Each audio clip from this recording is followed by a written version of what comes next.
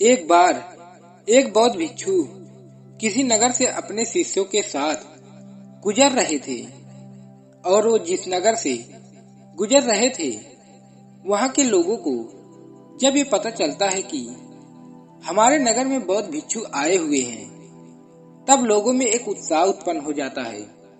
लोग उनसे मिलना चाहते हैं, लोग उनकी सेवा करना चाहते थे, क्योंकि उन बौद्ध भिक्षु का उस नगर में बहुत सम्मान हुआ करता था। लोग उनको बहुत मानते थे, लोग उनके प्रवचन को बहुत ही ध्यान से सुना करते थे, उनकी बातों का अमल किया करते थे, उनके द्वारा बताए गए उपदेशों को माना करते थे, उन्हें अपने जीवन में उतारा करते थे। इसीलिए जब गांव वालों को पता चलता है कि वो महान बौद्ध भिक्षु हमारे गांव में प्रस्थान कर रहे हैं, तो लोग उन बौद्ध भिक्षु से मिलने के लिए दौड़ दौड़ कर उनके पास आ पहुंचते हैं और उनको सभी गांव वाले मिलकर प्रणाम करते हैं और उनकी सेवा भी करते हैं, क्योंकि उस समय बौद्ध भिक्षुओं का बहुत सम्मान आदर हुआ करता था। वो जहां भी जाया करते थे उनका बहुत ही आदर हुआ करता था। वैसे उस नगर के लोग भी उनका बहुत सम्मान करते थे। उसी नगर के पास एक वेश्या भी रहा करती थी, जो उन बौद्ध भिक्षु के बारे में पहले से ही बहुत कुछ सुना था कि उन बौद्ध भिक्षु के शरण में जो भी जाता है उनका उद्धार अवश्य हो जाता है। और ये सब कुछ सुनकर वो वेश्या भी उन महान बौद्ध भिक्षु से मिलने के लिए उनके पास आ जाती है और उनसे उन बौद्ध भिक्षु को प्रणाम किया। और प्रणाम करने के बाद वह उन बौद्ध भिक्षु की ओर देखती रह जाती है और फिर उसने उन बौद्ध भिक्षु के चरणों में गिर जाती है और उनके पैर को पकड़ लेती है और उन बौद्ध भिक्षु से कहती है कि हे महात्मा, मैं एक वेश्या हूँ और यह सब जानकर मेरे द्वार पर कोई नहीं आता, भला आए ही क्यों? क्योंकि मैं तो एक वेश्या हूँ। इसलिए मैं ये चाहती हूँ कि आप मेरा अतिथि बनकर मेरे साथ चलें, ताकि मैं भी आपकी कुछ सेवा कर सकूं। कुछ दिन मैं उन पुण्यों को कमाऊं जो उसको हर कोई कमाना चाहता है, ताकि हमारे दोस्त और मैंने जो कुछ भी पाप किया है उन पापों से मुक्ति पा सकूं और कुछ अच्छी बात सीख सकूं, कुछ बातों को समझ सकूं। क्योंकि वो वेश्या उन गौतम बुद्ध के ये सब बातें इसलिए कह रही थी क्योंकि वो वेश्या उन भिक्षु पर आसक्त थी। और फिर से वो उन महान बौद्ध भिक्षु से कहती है कि हे महात्मा, मैं भी कुछ धर्म कमाना चाहती हूँ, कुछ पुण्य कमाना चाहती हूँ, और हो सकता है कि आपके द्वारा बताए गए विचार और शब्द या फिर मेरे मन में कुछ ऐसे भाव आ जाएं, मेरे मन में वो शांति आ जाए जिससे मेरा उद्धार हो सके। और ये सब सारी बातें उन महान बौद्ध भिक्षु से कहती है।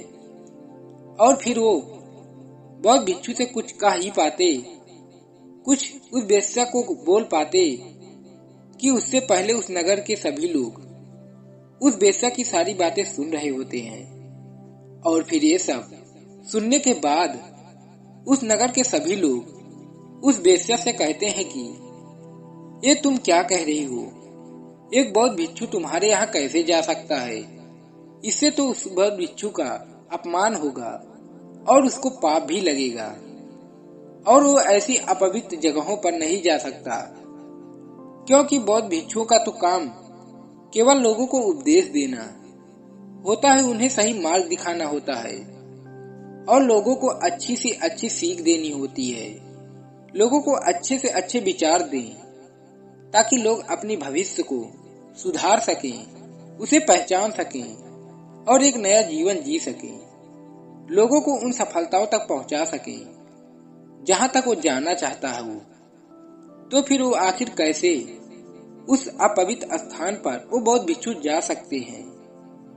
उन नगर के लोग इन सारी बातों को सुनकर वो वेश्या कहती है कि मैं तो इन्हें अपने उन्हीं पापों को मिटाने के लिए तो ही लेकर अपने साथ जा रही हूँ, ताकि मैं भी मुक्ति को प्राप्त कर सकूं। ये सब बातें सुनकर वो बौद्ध भिक्षु कहते हैं कि मैं तुम्हारा उद्धार अवश्य करूंगा। तभी वो बौद्ध भिक्षु सभी उन शिष्यों में से एक शिष्य को अपने पास बुलाते हैं और उस शिष्य से कहते हैं कि हे शिष्य, जाओ तुम उस वेश्या का उद्धार करो। ये सारी बातें उन बौद्ध भिक्षु के मुख से सुनकर उस नगर के सभी लोग अचंभित हो जाते हैं, आश्चर्यचकित हो जाते हैं और इस गांव के लोग ये सोचने लगते हैं कि आखिर बौद्ध भिक्षु ने ऐसा क्यों किया। तभी उस नगर के सेठ ने बौद्ध भिक्षु की ये सारी बातें सुनकर वह सेठ बोल पड़ता है कि ये महात्मा पापी है, आप मेरे साथ चलिए, इसके यहाँ आपको जाने के लायक नहीं है। वहाँ एक अपवित्र स्थान है जहाँ लोग कभी जाना नहीं चाहते। तब तो आप एक महात्मा हैं, आखिर वहाँ आप कैसे जा सकते हैं? वहाँ तो केवल पाप होता है, उसके सिवा और कुछ नहीं होता। ये सब सारी बातें सुनकर वो वेश्या उन सेठ से बोल पड़ती है कि हे महात्मा, इस नगर के वो सभी अमीर लोग यहाँ आते हैं और सभी लोग मेरे पास आ भी चुके हैं। यानी फिर इस नगर के वो सारे अमीर लोग पापी हैं। और वह वेश्या उस सेठ से कहती है कि सेठ, आप भी तो मेरे पास आ चुके हो, यानी फिर आप भी पापी हो। आखिर आप कैसे उस पाप से मुक्त हो सकते हो? तुम भी पापी हो।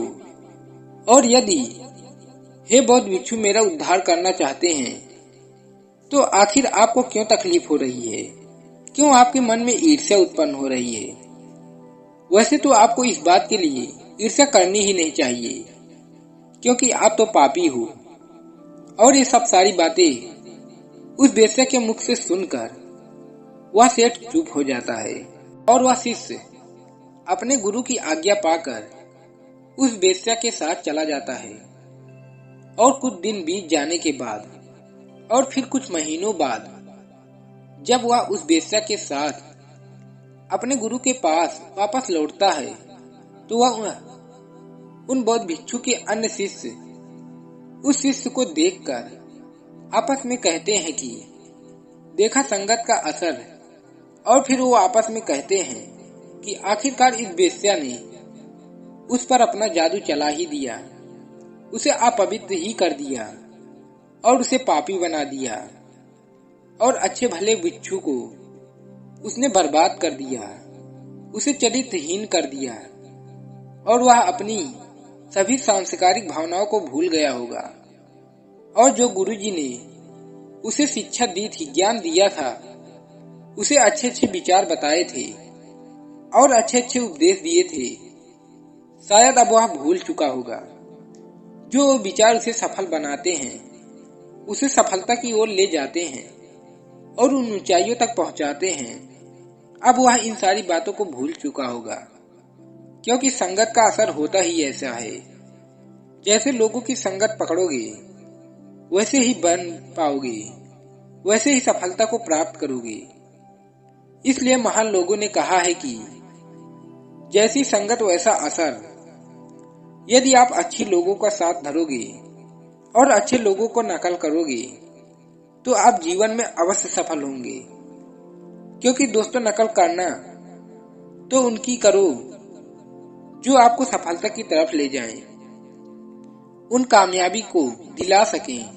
नकल करना कोई खराब चीज नहीं है, हाँ, लेकिन अच्छे चीजों का नकल करें। और आप अगर यहीं पर बुरे लोगों के साथ चलेंगे, बुरे लोगों के साथ रहेंगे, तो आप उन सफलता को हासिल नहीं कर पाओगे शायद आप जो चाहते हैं। इसलिए आप हमेशा अच्छों की नकल करें, क्योंकि वो हमें हमेशा सफलता की ओर ले जाएगा।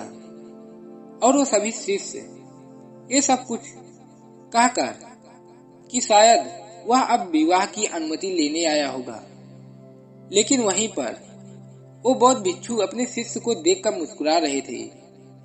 और जब वह शिष्य अपने गुरु के पास पहुंचता है तो वह अपने गुरु जी से प्रणाम करता है और कहता है कि हे गुरुवर, मैंने इस वेश्या का उद्धार कर दिया, अब एक पवित्र औरत बन चुकी है। यह एक एकदम शुद्ध पवित्र आत्मा बन चुकी है। अतः आप इसे भी अपना शिष्य स्वीकार करें, इसे अपना शिष्य बनाएं। ये सब सारी बातें सुनकर बौद्ध भिक्षु के अन्य सभी शिष्य चौंक जाते हैं, आश्चर्यचकित में पड़ जाते हैं कि आखिर ये कैसे हो सकता है। ये तो एक अपवित्र वेश्या या आखिर ये सब कैसे हुआ।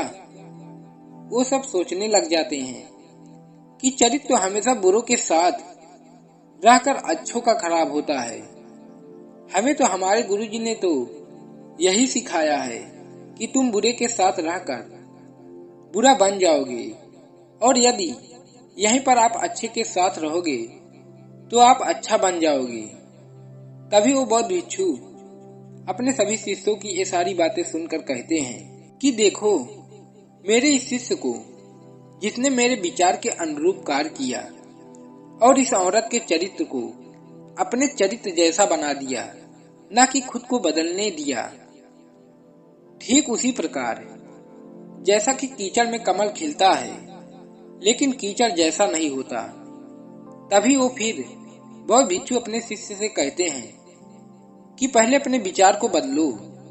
यदि आपके मन में बुरे विचार आते हैं तो अपने संगति को बदलिए, अपने उन विचारों को बदलिए और अच्छे लोगों के साथ अपने आप को ढालने की कोशिश कीजिए। जैसे आप अपने मन में बुरे विचारों का स्वागत करते हैं, वैसे ही अच्छे विचारों को भी अपने अंदर लाने की कोशिश कीजिए, न कि उन विचारों को आने का विरोध करें। जैसे ही आप अच्छे विचारों के लिए अपने मन के दरवाजे को खोल देते हैं, तो ठीक उसी प्रकार आप एक अच्छा इंसान बन जाते हैं। तो दोस्तों, हमें विश्वास है कि आज की ये वीडियो आप लोगों को जरूर पसंद आई होगी। तो वीडियो को लाइक और अपने दोस्तों के साथ शेयर जरूर करिएगा, और हमें ऐसे ही सपोर्ट करने के लिए हमारे चैनल को सब्सक्राइब और घंटी बटन को जरूर दबा दीजिएगा। तो चलो मिलते हैं ऐसी ही एक और वीडियो में। तब तक के लिए अपना ख्याल रखें। धन्यवाद।